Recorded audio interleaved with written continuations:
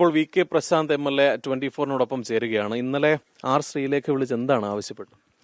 ശ്രീലേഖ രാവിലെ ഫോണിൽ വിളിച്ച് അപ്പോൾ ഞാൻ സാധാരണഗതിയിൽ വേറെ എന്തെങ്കിലും കാര്യം പറയാമെന്ന് വിചാരിച്ചിട്ട് വിശേഷങ്ങളൊക്കെ തിരക്കുകയായിരുന്നു.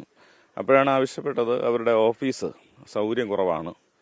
അപ്പോൾ എം.എൽ.എയുടെ ഓഫീസും അതിനോട് ചേർന്നാണ് ഇരിക്കുന്നത്. അപ്പോൾ എം.എൽ.എ മാറി തന്നാൽ ഓഫീസ് കുറച്ചുകൂടി വിപുലീകരിക്കാം. അപ്പോൾ ഞാൻ പെട്ടെന്ന് അങ്ങനെ ഒരു കൗൺസിലർ വിളിച്ച് എം.എൽ.എയോട് ഓഫീസ് ഒഴിയാൻ പറയുന്നതിൻ്റെ ഒരു പെട്ടെന്ന് ആ നിമിഷം ഒരു ചിന്ത കുഴപ്പത്തിലായിപ്പോയി. അപ്പോൾ ഞാൻ പെട്ടെന്ന് പറയുകയും ചെയ്തു. മാർച്ച് വരെ ഞങ്ങൾക്ക് കാലാവധിയുണ്ട്, അത് കഴിഞ്ഞിട്ട് അതിനെക്കുറിച്ചൊക്കെ ആലോചിക്കാം. അതിനു മുമ്പ് ഒഴിപ്പിക്കണമെന്നാണെങ്കിൽ നിങ്ങൾ നിങ്ങളുടെ വഴി നോക്കിക്കോ എന്ന് പറഞ്ഞ് അവസാനിപ്പിക്കുകയാണ് ചെയ്തത്. കഴിഞ്ഞ 7 വർഷമായി അവിടെ എം.എൽ.എ ഓഫീസ് പ്രവർത്തിക്കുന്നുണ്ട്. അപ്പോൾ തന്നെ ഈ കൗൺസിലറുടെ ഓഫീസുണ്ട്. അന്നൊന്നും തന്നെ ഇല്ലാത്ത ഒരു മാറ്റം അല്ലെങ്കിൽ അങ്ങനെ ഒഴിഞ്ഞു പോകണമെന്ന് പറയാൻ എന്തായിരിക്കും കാരണം? അല്ല, അത് ആരുടെയെങ്കിലും പ്രേരണയാൽ അവർ വിളിച്ചതാവാനാണ് വഴിയെന്നാണ് ഞാൻ ചിന്തിക്കുന്നത്. കാരണം ഇതൊരു സൂചനയാണ്. ഇപ്പം നഗരസഭയിൽ ഒരു ഭരണമാറ്റം ഉണ്ടായപ്പോൾ ബാക്കി രാഷ്ട്രീയ പാർട്ടിക്കാരും ബാക്കി ജനപ്രതിനിധികളും എല്ലാം നാട് വിട്ടു പോകണം എന്ന് പറഞ്ഞാൽ അത് അംഗീകരിക്കാൻ വേണ്ടി കഴിയും. അപ്പോൾ അതൊന്നും അംഗീകരിക്കാൻ വേണ്ടി കഴിയില്ല. അതൊരു വെള്ളരിക്ക പട്ടണവുമല്ല. ഞങ്ങളെ സംബന്ധിച്ച് നേരത്തെ മേയർ എന്ന നിലയിൽ പ്രവർത്തിക്കുന്ന സമയത്താണ് കൗൺസിലർമാർക്ക് ഓഫീസ് അനുവദിക്കുന്നത്. അന്നാണ് വാർഡ് കേന്ദ്രം എന്ന് പറയുന്ന ഒരു കൺസെപ്റ്റ് ഞങ്ങൾ കൊണ്ടുവന്നിട്ട് 100 കൗൺസിലർമാർക്കും ഓഫീസ് നൽകാനും, ഇനി നഗരസഭയുടെ കെട്ടിടം ഇല്ല എങ്കിൽ സ്വകാര്യ കെട്ടിടം വാടകയ്ക്ക് എടുക്കാനും അതിന് വാടക നിശ്ചയിച്ചൊക്കെ മേയറായിരുന്ന ഞാനാണ്. അപ്പോൾ ആ സൗകര്യമാണ് ഈ പറയുന്ന 7 വർഷമായിട്ട് ഓഫീസായിട്ട് അവർ പ്രവർത്തിച്ചുകൊണ്ടിരിക്കുന്നത്. മറ്റൊന്ന്, ഈ ഹെൽത്ത് ഇൻസ്പെക്ടർ ഓഫീസ് നിർമ്മിച്ചതും ഉദ്ഘാടനം ചെയ്തതുമൊക്കെ മേയറായിരിക്കുന്ന സമയത്ത് തന്നെയാണ്.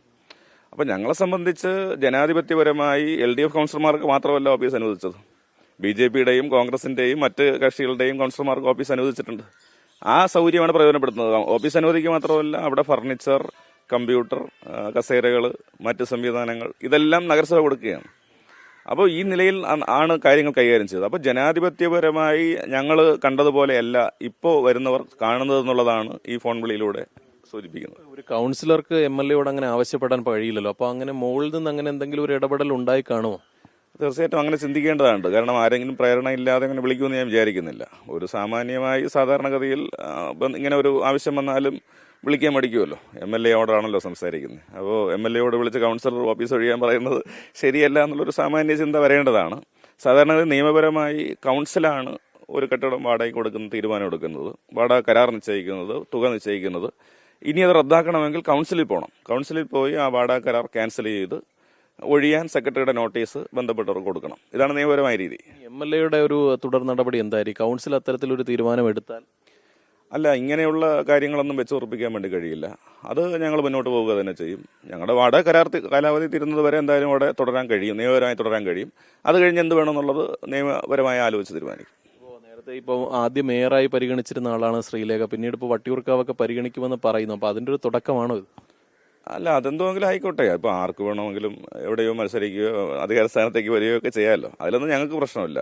പക്ഷെ അവിടെ ഇങ്ങനെ വരുമ്പോൾ മറ്റുള്ളവരോട് ഇങ്ങനെയാണോ പെരുമാറേണ്ടത് എന്നുള്ളത് ആലോചിക്കണം എന്നുള്ളതാണ് ഇതുമായി ബന്ധപ്പെട്ട് പറയാനുള്ളത്. ശ്രീലേഖയുടെ നടപടി ഒരു സാമാന്യ മര്യാദയുടെ കൂടി ലംഘനം എന്നതാണ് വി.കെ. പ്രശാന്ത് എം.എൽ.എ പറയുന്നത്. ഇപ്പോൾ ഈ വാടക കുടിശ്ശിക മാർച്ച് മാസം വരെയുള്ള എല്ലാ കുടിശ്ശികയും നൽകിയതാണ്. അതുകൊണ്ട് തന്നെ അത് ആ തരത്തിൽ തന്നെ അതിനെ നേരിടും എന്നതാണ് എം.എൽ.എയും അറിയിച്ചിരിക്കുന്നത്.